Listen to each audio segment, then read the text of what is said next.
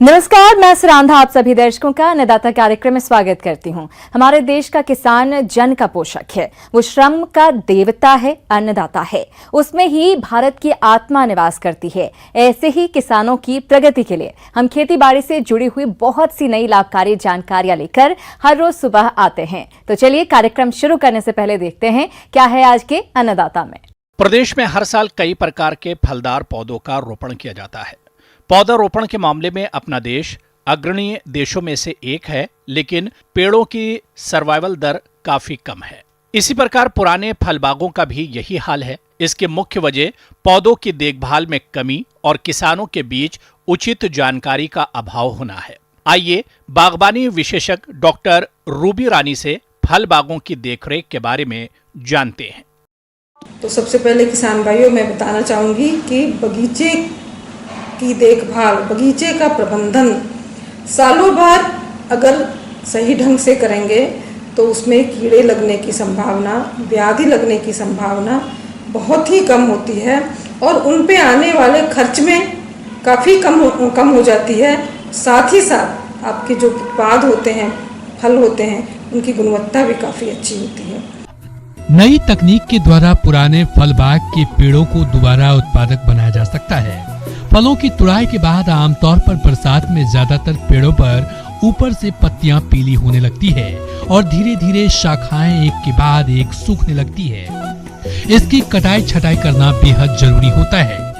इसके अलावा तुड़ाई के बाद अब पेड़ में जो भी टहनियाँ जो कि सूखी हैं, रोगग्रस्त हैं या व्याधिग्रस्त हैं, किसी तरह का उसमें कीड़े लगे हुए हैं, उन टहनियों की कटाई छटाई आप करते हैं। उसके बाद सबसे बड़ी बात है कि जब हम लोग क्या करते हैं कि बगीचे की तुड़ाई के बाद हम देखते हैं कि बहुत सारी टहनियाँ ज़मीन को छूती हुई रहती हैं। ये आवश्यक है कि उन टहनियों को ज़मीन से एक डेढ़ से 2 मीटर तक बिल्कुल ही कोई टहनी नहीं रहनी चाहिए, ताकि सतह से 1-1.5 मीटर तक वायु का अवरुद्ध न हो, एक तरफ से वायु जाए और आए। अत्यधिक घनी टहनियाँ जो हैं उनकी भी कटाई छटाई कर दें, ताकि समुचित हवा एवं रोशनी पौधों के अंदर के भागों तक भी जाए। छत्र प्रबंधन यानी कैनोपी मैनेजमेंट के तहत पेड़ों की ऊंचाई व फैलाव की कटाई छटाई करना चाहिए। छत्र प्रबंधन से फलों का आकार बढ़ता है।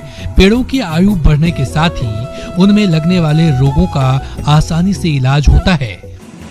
तुड़ाई के उपरांत जो भी टहनियाँ टूट के नीचे गिरे हैं उनको भी आप ले लें, और इस तरह से जो भी कटाई छटाई के उपरांत टहनियाँ गिरती हैं या तुड़ाई के उपरांत टहनियाँ नीचे गिरती हैं या फल गिरते हैं, पत्ते गिरते हैं, सारे को उठा करके आप बगीचे से दूर ले जा के जला दें या फिर बगीचे के दूर ले जा करके कहीं मिट्टी में उसको नीचे दबा के रख दें। एक बात और मैं कहना चाहूँगी कि अक्सर लोग करते क्या हैं कि बगीचे की फल तुड़ाई के बाद बगीचा यूं ही छोड़ देते हैं, अक्टूबर-नवंबर में सीधा जाते हैं और उसके बाद से खरपतवार का नियंत्रण करते हैं और फर्टिलाइजेशन वगैरह देते हैं, जो भी पोषण प्रबंधन करते हैं।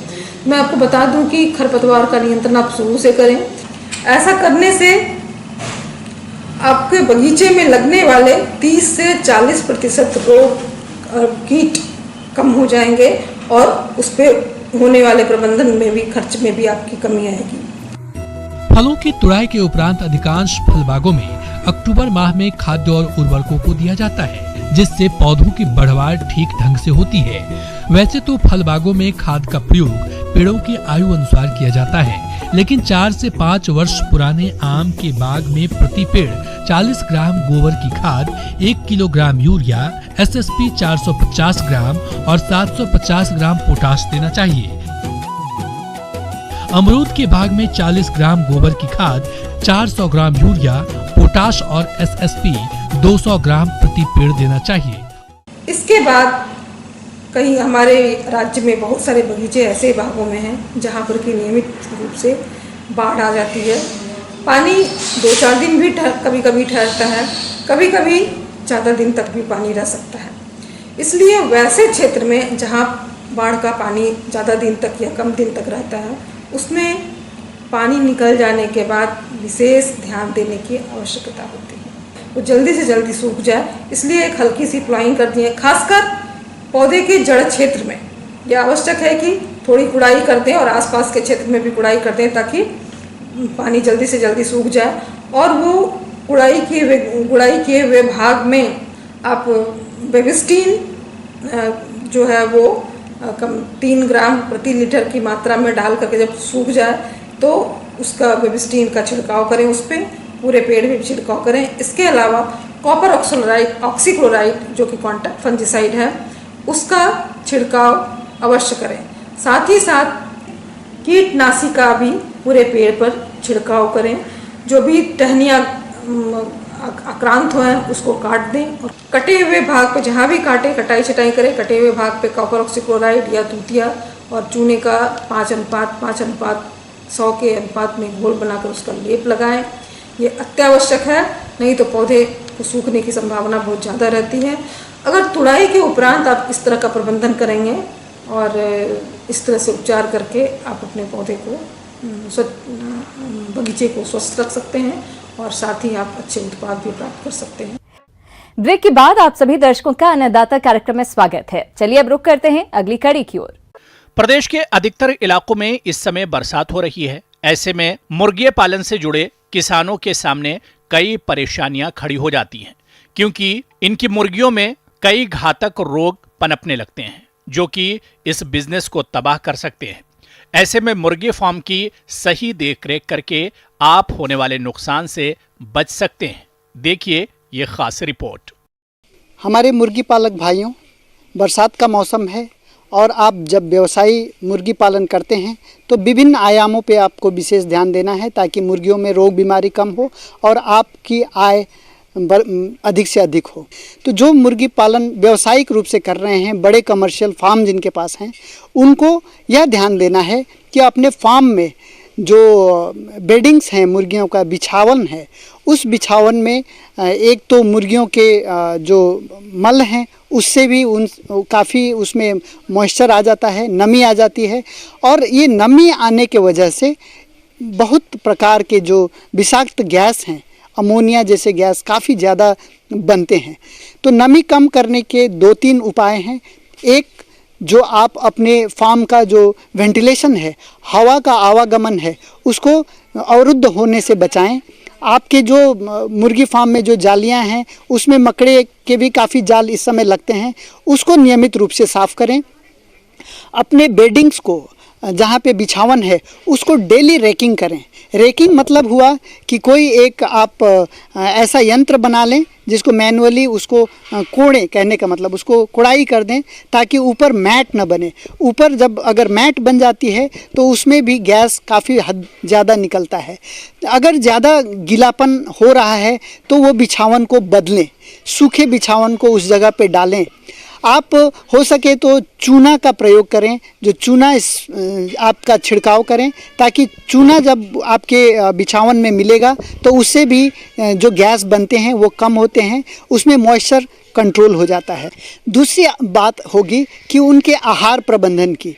जब हमारे किसान भाई बरसात के दिनों में अधिक पुराने आहार को स्टोर करके रखे हों तो उन पे भी विशेष ध्यान दें कि किसी प्रकार के फफूंद न पैदा हों, क्योंकि फफूंद के सृजन से भी, अब फफूंद जनित खाद्य पदार्थ मुर्गियों को खिलाने से भी उनके लीवर पे सबसे ज़्यादा असर करता है। तो किसान भाई जहाँ पे खाद्यान्न रखते हैं मुर्गियों के लिए वह सुरक्षित रखें और नमी से बचाएं, फफूंद जनित रोग से आप बचा सकते हैं। मुर्गी पालक भाइयों, जैसा कि अभी बरसात का मौसम चल रहा है और इस मौसम में मुर्गियों की अधिक देखरेख करने की जरूरत होती है। देखरेख के अभाव में मुर्गियां कुछ रोगों की चपेट में आ जाती हैं और हमारे मुर्गी पालक भाइयों को इन रोगों की पहचान न होने के कारण वे इनकी रोकथाम नहीं कर पाते। तो इस मौसम में मुर्गियों में कौन कौन से रोगों का प्रकोप होता है, आइए जानते हैं। इस मौसम में हमारे मुर्गियों को कॉक्सिडियोसिस जैसे बीमारियों से भी रोकथाम करने की आवश्यकता है। तो अगर आपको अपने मुर्गियों में ऐसा लक्षण दिखाई दे, उनके पतले दस्त हों और दस्त के साथ अगर खून या खून के धब्बे दिखाई दें तो आप ज़रूर उसके लिए तत्परता से उसके उपचार के प्रबंधन करें। उसके जो सटीक दवाएं हैं, एंटीबायोटिक्स हैं, उनको आप प्रयोग करके उस रोग बीमारी से कंट्रोल पाएं और अपने प्रबंधन को देखें कहाँ कमी है और उसको दुरुस्त करें। खाद्यान्न से होने वाले फफूंद जनित रोग और एफ्लाटॉक्सिकोसिस का भी इस समय ज़्यादा प्रकोप हो सकता है, तो अपने खाद्यान्न को फफूंद होने से बचाएं, फंगल इन्फेक्शन को रोकें और उनको ताज़ा भोजन, ताज़ा खाद्य पदार्थ दें।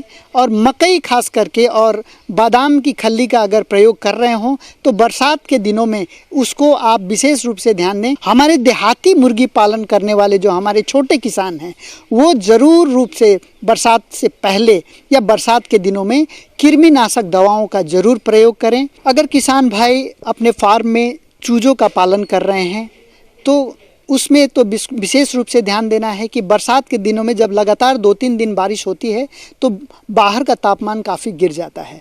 ऐसे में तापमान को उनके शारीरिक आवश्यकता के अनुसार से बनाए रखें।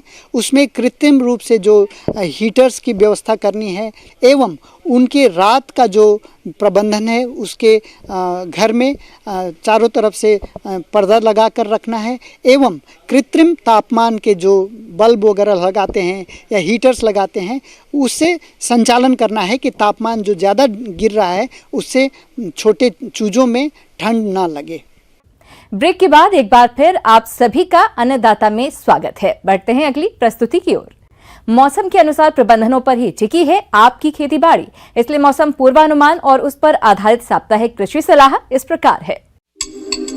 ग्रामीण कृषि मौसम सेवा भारत सरकार एवं राजस्थान कृषि अनुसंधान संस्थान दुर्गापुरा जयपुर द्वारा भेजे गए मौसम पूर्वानुमान के आधार पर किसान भाइयों को सलाह दी जाती है कि कोरोना के गंभीर फैलाव को देखते हुए किसान भाई भारत सरकार के द्वारा जारी की गई गाइडलाइन का पालन करें और स्वयं की उचित देखभाल करते हुए व्यक्तिगत स्वच्छता, मास्क का उपयोग, साबुन से उचित अंतराल पर हाथ धोना एवं एक दूसरे से सामाजिक दूरी बनाए रखने पर विशेष ध्यान दें।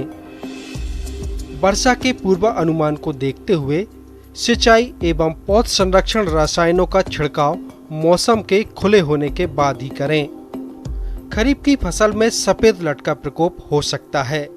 अगर आपके खेतों में सफेद लट का प्रकोप दिखाई दे रहा हो तो इमिडाक्लोप्रिड 17.8 SL 300 मिलीलीटर दवा प्रति हेक्टेयर की दर से 80 से 100 किलोग्राम मिट्टी के साथ मिलाकर खेत में भुरकाव कर दें। मूंगफली की फसल में बादल छाए रहने के कारण टिक्का रोग फैलने की संभावना है। इस रोग में पत्तियों पर मटमैले रंग के गहरे भूरे धब्बे पड़ जाते हैं। अगर ऐसा प्रकोप आपकी फसल पर दिख रहा हो तो इसकी रोकथाम के लिए बेबेस्टीन आधा ग्राम दवा प्रति लीटर पानी में घोलकर फसल पर छिड़काव करें। इस समय ग्वार की फसल में सफेद मक्खी कीट का प्रकोप हो सकता है। इसकी रोकथाम के लिए थाइमेथोक्सैम 25 WG 0.3 ग्राम दवा प्रति लीटर पानी के हिसाब से घोल बनाकर छिड़काव करें। बाजरा की फसल में इस समय फड़का कीट का प्रकोप दिखाई दे रहा है, इसलिए इसकी रोकथाम के लिए क्यूनालफास 1.5% चूर्ण 25 किलोग्राम प्रति हेक्टेयर की दर से भुरकाव करें। पपीते की पौध रोपाई के लिए अच्छा समय चल रहा है, इसलिए खोदे गए गड्ढों में 10 किलोग्राम सड़ी हुई गोबर की खाद 300 ग्राम सिंगल सुपर फास्फेट मिलाकर अच्छी किस्म के पौधों की रोपाई करें। अपने पालतू जानवर जैसे गाय, भैंस, बकरी, भेड़ इत्यादि को सीधी वर्षा से बचाव करें। उनके रहने के स्थल पर पानी इकट्ठा न होने दें तथा बिछावन को सूखे रखने के लिए चूने का प्रयोग करें। रोगों से बचाव के लिए पशुओं का टीकाकरण समय से कराएं। पशु के नाक से पानी आना, बुखार आना इत्यादि लक्षण दिखाई देने पर अपने नजदीकी पशु चिकित्सक से संपर्क करें। अन्नदाता हेल्पलाइन निःशुल्क फोन संपर्क सेवा के माध्यम से आपके द्वारा पूछे गए प्रश्नों में से 1 या 2 महत्वपूर्ण प्रश्नों को हम अपने कार्यक्रम में शामिल करते हैं। इसी के तहत आज का चयनित प्रश्न और उसका जवाब इस प्रकार है। अन्नदाता कार्यक्रम में आज जो प्रश्न हमने शामिल किया है उसे पूछा है गांव गोलपुरा जिला चुरू से सुमेर सिंह जी ने। आप कद्दू वर्गीय फसलों में कीटों की रोकथाम पर जानकारी चाहते हैं। तो सुमेर सिंह जी, आपकी जानकारी के लिए देखिए कार्यक्रम का यह अंश। पहले हम चर्चा करेंगे कि लतेदार सब्जी में कौन कौन से उगाए जाते हैं इस मौसम में।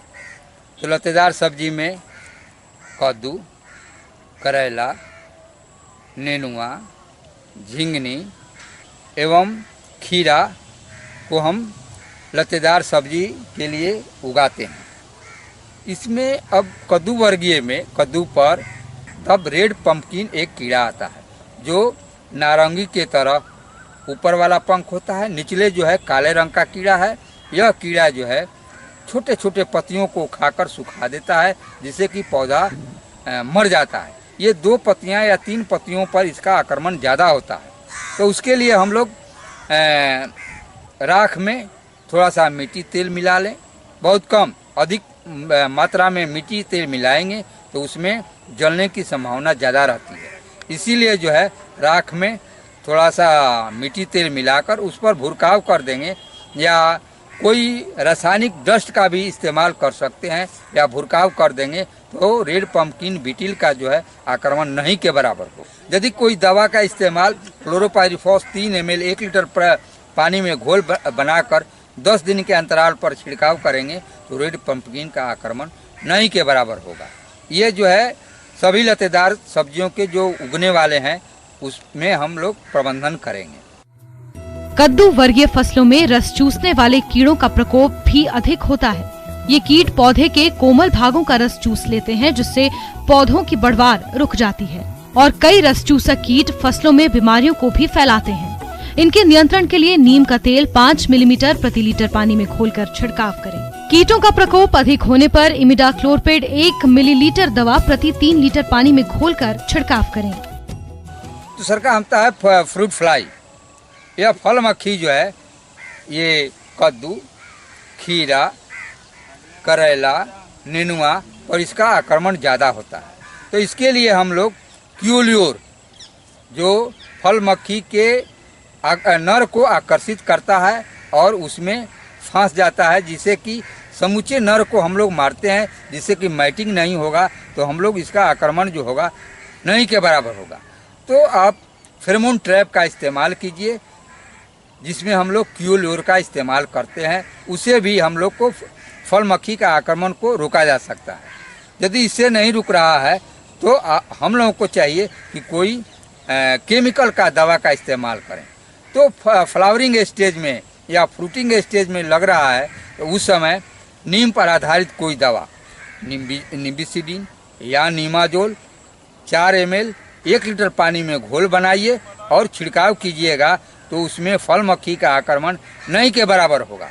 यदि आपको इससे भी नहीं दूर होता है तब हम लोग रासायनिक कीट क्या करेंगे तो उसमें मलाथियन 2 ml 1 लीटर पानी में घोल बनाइए और 20 लीटर में 100 ml गुड़ डाल दीजिए और घोल बनाइएगा तो उसमें फल मक्खी जो है आकर्षित होती है और खाती है और मर जाती है। तो इस तरह से हम लोग फल मक्खी को आक्रमण को रोका जा सकता है। करेला पर एक इपिलेक्ना बीटिल का आक्रमण ज़्यादा होता है। तो इपिलेक्ना बीटिल के दोनों लगते हैं, उसमें ग्रब भी लगता है और बीटिल भी लगता है। देखेंगे कि जब करेला बढ़ने लगता है तो खरीफ सीजन में इसका आक्रमण ज़्यादा होता है। तो ये रेशेदार कीड़ा है और उस पर छोटा छोटा भूरे रंग का धागिर बना रहता है और वो नुकीले स्पाइन होता है। वो कीड़ा जो है पत्ती को ही रस को चूस लेता है जिससे कि पत्ती जो है सूख जाता है और समुच्चय पत्ती को वो नुकसान पहुंचा देता है। इसलिए और बीटिल का आक्रमण कम होता है। तो हम लोग शुरू की अवस्था में कोई भी सिस्टेमिक इंसेक्टिसाइड का इस्तेमाल करते हैं, उसमें थायोमिथोएक्जेम 1 ग्राम 3 लीटर पानी में या एसीफेट आधा ग्राम 1 लीटर पानी में घोल बनाकर छिड़काव करेंगे तो इपिलेक्ना बीटिल का आक्रमण को हम लोग रोका जा सकता है। इन कीटों का समेकित नियंत्रण करना बेहद जरूरी है। इसके लिए समय समय पर बेलों की निंदाई गुड़ाई करते रहना चाहिए, जिससे भूमि में उपस्थित कीटों की संख्या नष्ट हो सके। ग्रसित फलों को तोड़कर भूमि में गहराई पर गाड़कर नष्ट करें। गर्मियों में खेत की गहरी जुताई करें, साथ ही खेत में जगह जगह पर पीले चिपचिपे प्रपंचों को लगाएं। 10 से 12 फेरोमोन और लाइट ट्रैप प्रति हेक्टेयर की दर से लगाएं। जहां तक हो सके कीट रोधी किस्मों की बुआई करें और उचित फसल चक्र को अपनाएं। इस प्रकार आप कम खर्च में इन कीटों की रोकथाम कर अच्छा फसल उत्पादन ले सकते हैं। आइए अब एक नजर डालते हैं राज्य की कुछ चुनी हुई मंडियों के प्रमुख फसलों के बाजार भाव पर।